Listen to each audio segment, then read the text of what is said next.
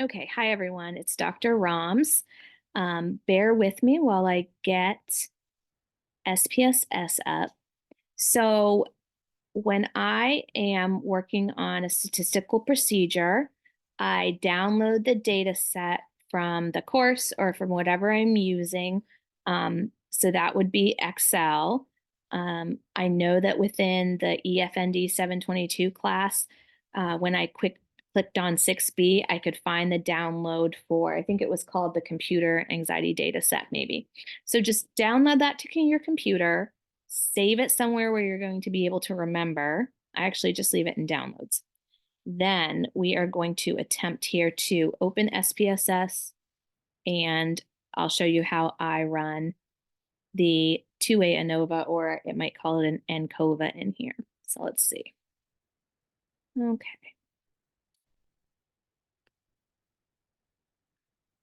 And SPSS is a little slower on my computer, so it's coming. Here we go. So I'm going to start to share my screen. And right now you can see that SPSS is loading.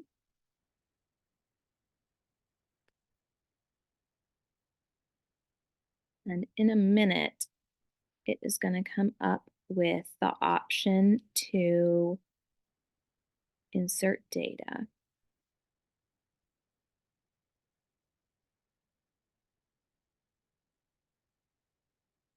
Okay.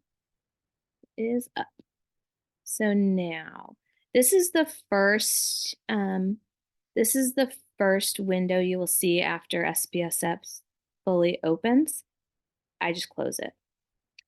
And so now I'm going to go to, this is what's behind it once you close it. Now, if you want to add data to SPSS, you can go up to File. This is across the top menu because I can't tell if you can see every click I'm doing, so I'm going to talk through it. The next thing after you click on File, highlight Import Data. That's the third menu item down in SPSS 29, which is what I think I'm using. Next, you'll see the word database. Don't do that. Do Excel. So I click on Excel. And the very top one, computer anxiety quiz, I'm going to open that. And it's going to populate all the data for me in a manner that SPSS can understand. So the next thing, and I don't think you're seeing this, so let me again share. Now a box has popped up and it shows which cells from that Excel sheet are going to be on here. And I do want all of them. There's even a preview down here. So I'm just going to say, okay, I'm not going to touch anything else. Next,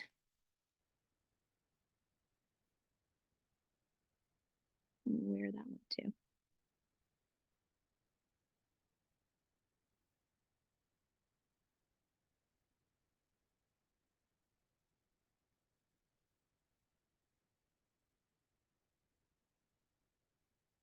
Okay. Here we go. Okay, so thanks for bearing with my slowness at switching screens all the time. Okay. So now you can see that gender, age, class, and then those different variables, they've all loaded here. So next what we're going to do is, and I'm talking about quiz 6B, I think one of the first questions I see is, within the case study data set for this week, how many gender individuals participated? So I'm going to need to have descriptive statistics, and I'm going to need to have, actually, I forgot the other one. Anyway, the other question is, there's a question about Levine's test. There's a question about the source for the overall model, Tukey findings, Boniferoni findings. And the reason I'm kind of listing all these is because I'm going to show you how to find those. We're going to need the test of between subjects effects, observed power. So those are some of the, we're going to need a box plot. So I'll try to remember to do that as well. So right now, I'm going to go up to analyze. I'm going to scroll down to general linear model. And I'm going to choose univariate. Now, I think that Dr. Murnane or Dr. Haynes somewhere within the class has already given you the hint of what the dependent variable is. So this is what pops up once I clicked Analyze, General Linear Model, Univariate. I am going to put the common x1 as my dependent variable, and then my fixed factors are going to be gender and class. You just highlight them and pop them over there. Now there's a bunch of different choices and menus for when you're doing like an ANOVA. Let's see. I am actually not going to do my plots here. I'm going to do post hoc tests for both because we wanted to find the Boniferoni and the Tukey. So I'm just going to do those two and click continue. And I just realized those might not be showing up as I'm screen sharing. EM means, let's see, that one's not, they're not popping up, are they? So let's see.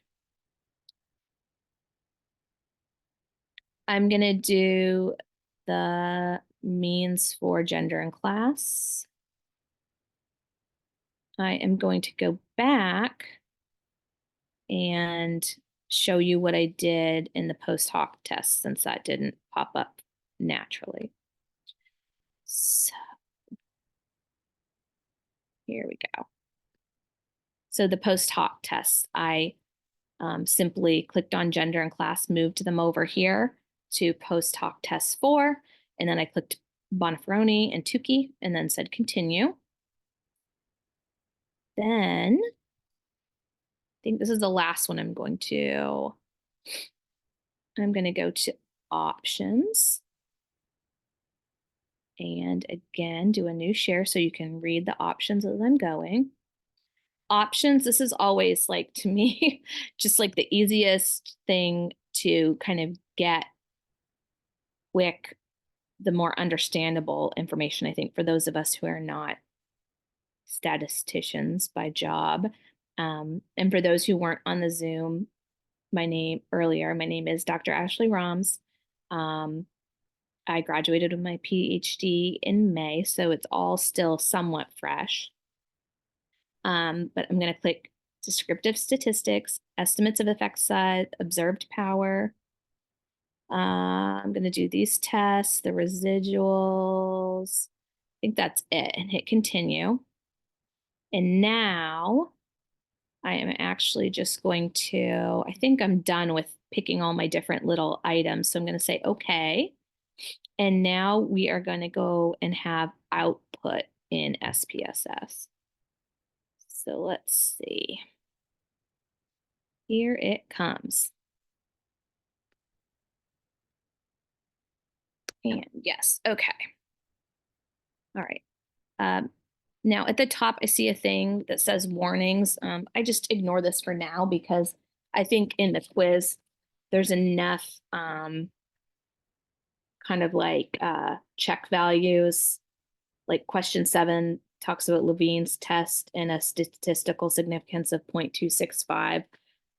So we'll get down there in a minute. But the first question about the case study is how many gender 2 individuals participated? And the between subject factors has that answer for you right there because N is the number, gender, and they asked for gender 2, and so 68.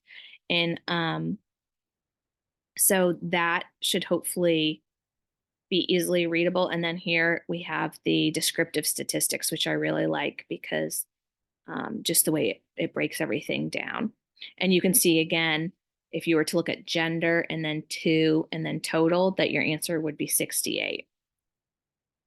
So going down, question 2, we talked about this on our Zoom. Within the case study data set for this week, the Levine's test of equality of error of variances table showed a statistical significance value of 0.265.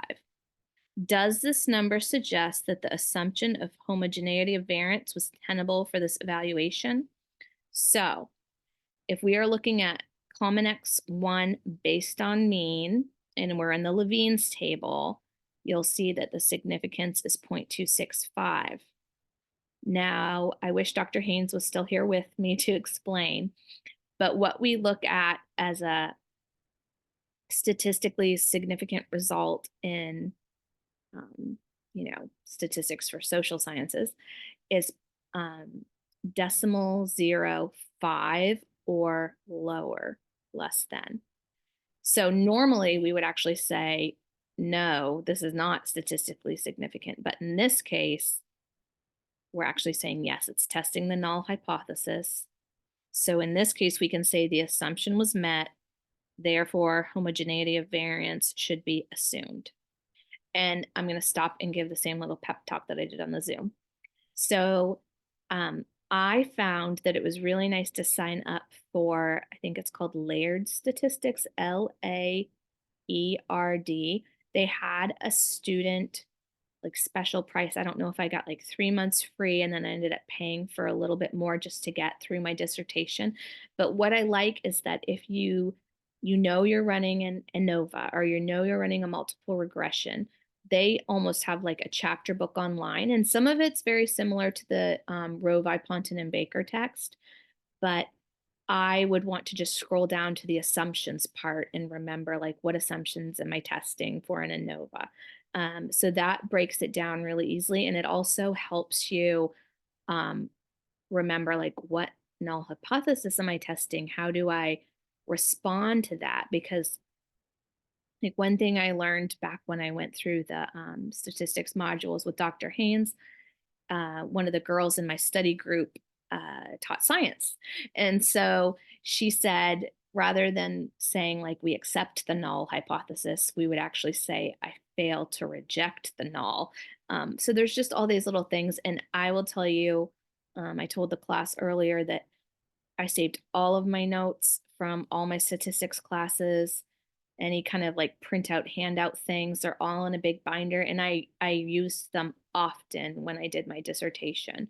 And I also, during my dissertation, sometimes I would just need to take note cards and write out, this is the hypothesis I'm testing, this is the null, this is, do I reject it, do I accept or fail to reject it? Like I would need to just almost make flashcards. I can kind of compare it to like when I learned French and you're like memorizing how to conjugate all these different verbs and like when to add this and that.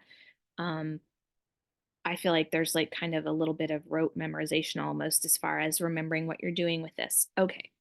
So the other little tip I have is there is I think he might be like a psychiatrist, but his name is Dr. Todd, Todd, Grande, Grande. He's on YouTube, and he has very easy to follow videos for most of the statistical procedures that you're going to need to run. So multiple regression, ANOVA, MANOVA, correlations, Pearson's correlations. So I suggest you check him out, because that's another person that I just took notes on all the time and still refer to. So now we are going to go down to question 8 asks, within the case study data set for this week, which source is the overall model? So, and I told Dr. Haynes that I always seem to go with the corrected model, and he explained to the class that the corrected model here is basically taking everything, the intercept, the gender, the class, the gender and class, errors. It's calculating kind of everything and giving you an overall picture. And so that is why we typically look at the corrected model. Also, later, someone asked where to find observed power, and that's also here in this tested between subjects effects. Trying to think of the ones that we kind of gave away in our Zoom meeting, just so everyone's on equal footing. Okay, question 9 asked, within the case study data set for this week, review the Tukey findings and provide the statistical significance for class 1 and class 2. And then it says, e.g., decimal XXX. So we know we're looking for something with a decimal point and 3 numbers behind it. So let's find the Tukeys. So if I were still a student in this class, I would probably make a note, post hoc tests, multiple comparison. And then since we are looking for class 1 and class 2, under Tukey, we're going to ignore Boniferoni. Tukey, you can look right here, class 1 and class 2, or you can go down and look at class 2 and class 1. It doesn't really matter the order for this one. However, to answer the statistical significance with those 3 numbers, how you would find that is you'd go to the significance column for class 1 and 2 under Tukey, and then you would find that the answer you're looking for is 0.908. And then, let's see, we had another great quest, I know. Within the case study data set, this is going to use the same table. Review the Tukey findings and select which pair had the highest levels of statistical significance. Now remember, it's actually a higher, more powerful, it's just statistically significant under 0.05. So when I'm going through the Tukey table and I'm looking at significance, I'm actually looking for something smaller than these ones. And here I found one that is 0.033. So I could say, okay, the relationship here, the pair of 1 and 4, that's statistically significant. But I'm going to keep going down and see if I find anything smaller. And I have 0.019. And then I'm going to go down and I don't see anything smaller than that. So I'm going to scroll over and it's the pair of 2 and 4 that are the most statistically significant. So that's how you find that, because remember, we're talking about 0.05 or less than that being statistically significant. And let's see.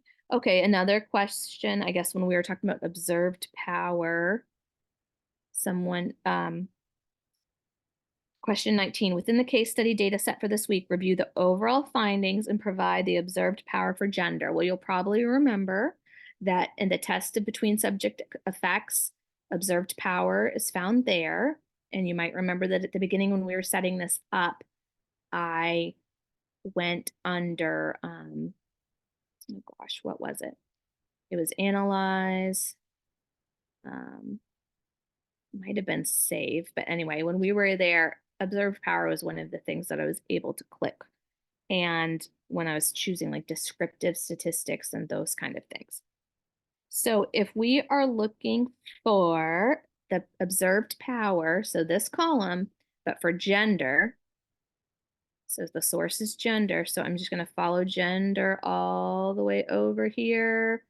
And I found the observed power, which is 0.119. And I will tell you, that's where the question on the quiz ends. But if I were doing some kind of write-up about this, I would need to look up what's significant for observed power and what does it mean. I mean, it's hard to keep it all in your head. It's a lot to memorize. And that's why I still in my office have piles and piles of notes and encourage you to do the same. You're welcome to email me with any specific questions. My email address is right in my video, arombs@regent.edu. You can copy Dr. Haynes if you'd like. We could possibly do another Zoom, but I think it might be quicker if you have specific questions, just email me and I will try to give you a little roadmap of how to get to the answer yourself.